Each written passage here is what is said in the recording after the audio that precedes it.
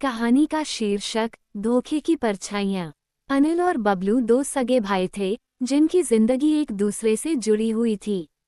अनिल बड़ा भाई था, जिम्मेदार और मेहनती, जबकि बबलू थोड़ा लापरवाह और जिंदगी को मस्ती में जीने वाला इंसान था।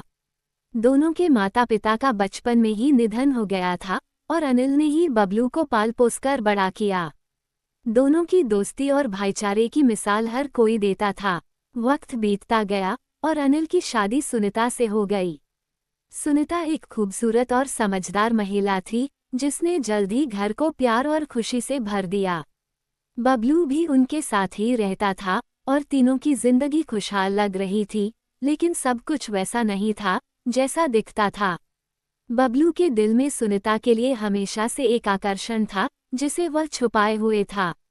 शुरू में ये बस नज़रों तक ही सीमित था, लेकिन धीरे धीरे ये उसकी हदें पार करने लगा। सुनीता और अनिल के रिश्ते में भी दूरियां बढ़ने लगी थीं। अनिल अपने काम में इतना व्यस्त हो गया था कि वो सुनीता को ज्यादा वक्त नहीं दे पाता था। इसी बीच बबलू ने सुनीता के अकेलेपन और भावनात्मक कमजोरी का फायदा उठाया। सुनीता शुरुआत में बबलू के आकर्षण को नज़रअंदाज करती रही, लेकिन समय के साथ वो बबलू की बातों और उसकी छेड़खानी में फंसती चली गई। दोनों के बीच एक गुप्त रिश्ता पनपने लगा। बबलू सुनीता से वादा करता कि वो उसे वो सब कुछ देगा जो अनिल कभी नहीं दे सका, प्यार, रोमांच और आज़ादी। सुनीता धीरे धीरे बबलू के प्यार में बंधने लगी और अनिल से दूर होती गई। अनिल को धीरे धीरे इस बात का एहसास होने लगा कि कुछ तो गलत है।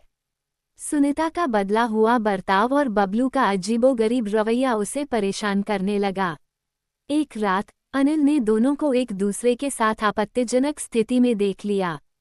उसका दिल टूट गया। गुस्से और दुख के बीच अनिल ने दोनों से सवाल किया, लेकिन बबलू और सुनीता ने उसे शांत करने के बजाय उसका अपमान किया। साजिश का जाल अब और भी गहरा हो चुका था। बबलू और सुनीता ने अनिल को रास्ते से हटाने का फैसला कर लिया। एक दिन बबलू ने सुनीता की मदद से अनिल को जहर दे दिया और उसकी मौत को एक हादसा बना दिया। अनिल की अचानक मौत पर सभी ने शोक जताया, लेकिन असलियत कोई नहीं जान पाया। कहानी का अंत तब होता है जब अनिल की मौत के बाद बबलू और सुनीता एक साथ रहने का सपना देखते हैं, लेकिन उनकी आत्मग्लानि और अपराधबोध उन्हें चैन से जीने नहीं देता। बबलू को अनिल की आत्मा के प्रकोप का डर सताने लगता है और सुनीता भी अपने किए पर पछताने लगती है। उनका प्यार अब एक बोझ बन चुका था और दोनों को समझ आता है कि उन्होंने न सिर्फ अनिल की जिंदगी खत्म की, बल्कि अपनी भी बर्बाद कर दी। योजक चिन्ह, योजक चिन्ह, योजक चिन्ह। ये कहानी धोखे, लालच और आत्मग्लानि की एक त्रासदी है जो दिखाती है कि गलत रास्तों पर चलने का अंजाम कभी अच्छा नहीं होता।